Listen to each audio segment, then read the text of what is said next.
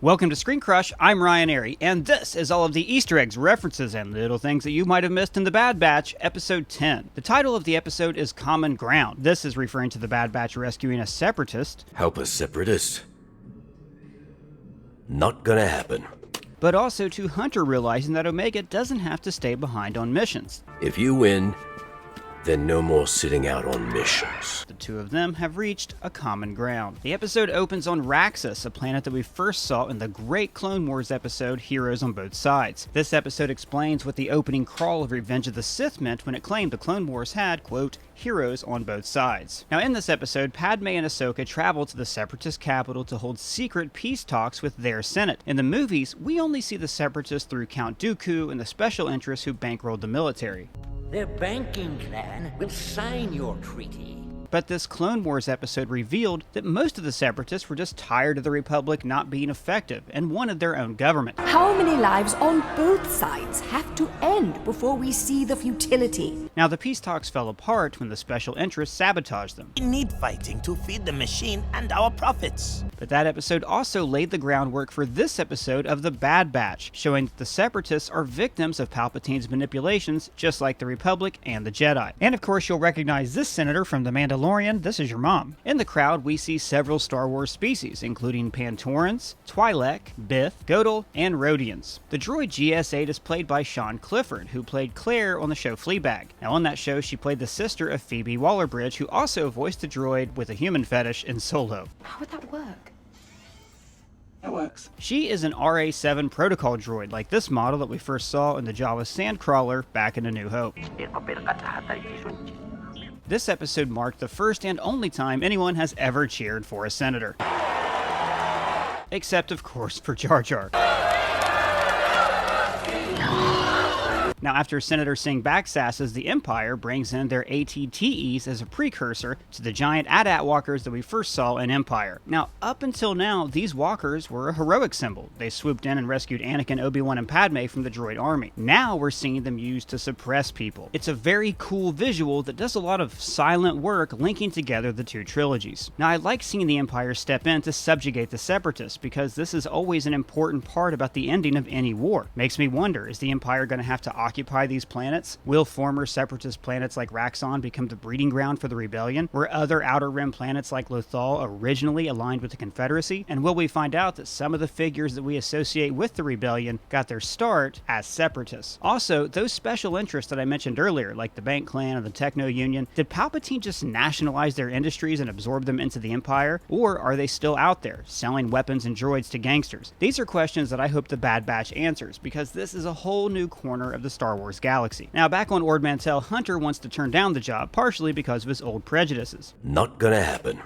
And this got me thinking about how the Clone Wars were an allegory for World War I. Look, I don't want to get into the full nuances of the war, because you came here for Star Wars, not history. But essentially, World War I was a war fought by colonial empires trying to gain economic and military advantage over one another. The common soldier had very little to gain or lose by fighting, but propaganda was so effective that people genuinely hated the Jerrys or the Tommies, and those resentments helped seed World War II. And we're seeing the same thing here. The Clone War was about power, specifically Palpatine gaining power. The clones and droids had very little personal stake, they were just following programming. But the resentment of droids carried over into the next trilogy. We don't serve their kind here.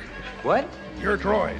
They'll have to wait outside. We don't want them here. Anyways, Star Wars. Every episode that we cover, I end up repeating a few Easter eggs because I'm never sure who's new to the channel. So if you've heard some of these, I apologize, I'll try to make it fast. Sid is a Transdoshan like Bosk the Bounty Hunter, and she's voiced by Cheers' Rhea Perlman. In her bar, the drink dispensers that look like IG-88 heads are mimicking the ones above the Cantina bar in A New Hope. Now the Ithorian and Weequay in this bar are always there. They're like the Norman Cliff on this show. Notice the Ithorian has a translator. This is because their natural language sounds like this.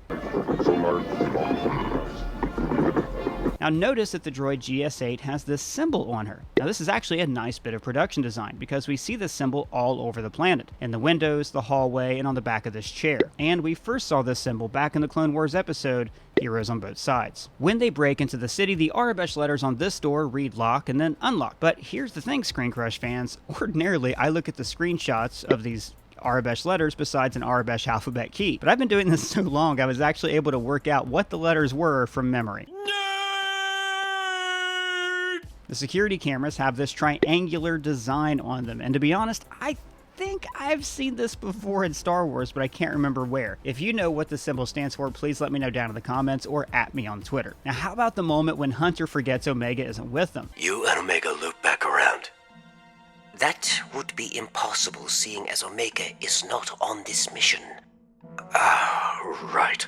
This is the kind of small moment that actually speaks volumes. This season's arc seems to be about incorporating Omega into the squad. First she was a tag-along, then Crosshair's awkward replacement. I get my own comm device? Technically it was Crosshair's, but he doesn't appear to need it. Then she was a burden. Now she's good in a fight and is turning out to be the group strategist. What can't this little scamp do? And actually it turns out that she's the Beth Harmon of dejarik, the holo chess game that we first saw in A New Hope. Anyway, we should be at all around about 0200 hours. And I like that the games even make similar sounds.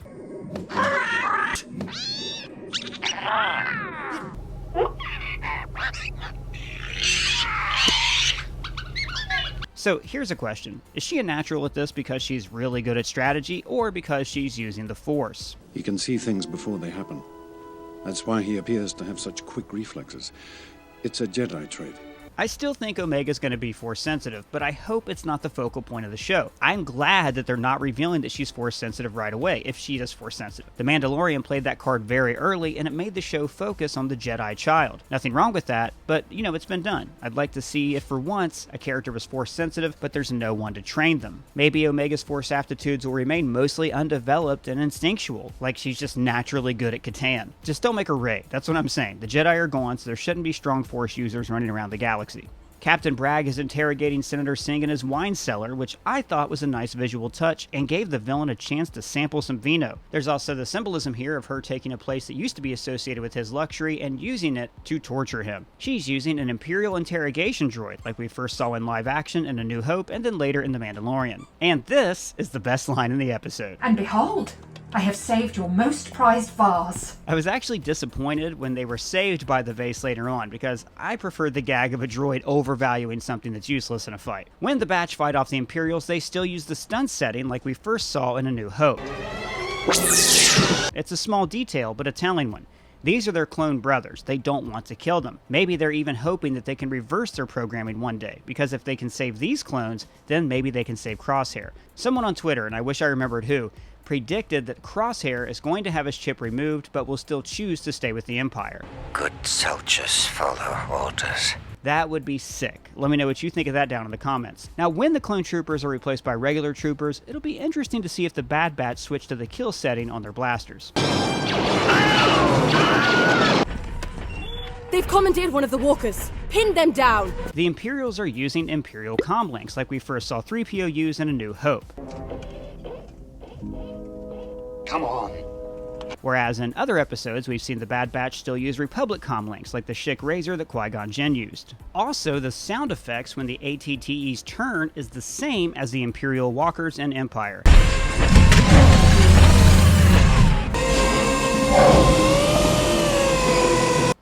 Guys, what's that walker doing to that other walker?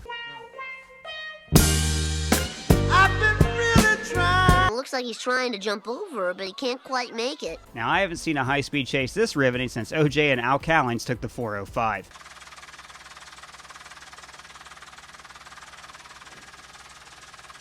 This bike at the end is a Biker Advanced Recon Commando bike, or BARC for short. They were created for the Grand Army of the Republic during the Clone Wars, but it seems like they're already available for civilian use. In the bar, we see another Godel, and Omega is playing with a Pantoran, because Ord Mantell is lousy with them.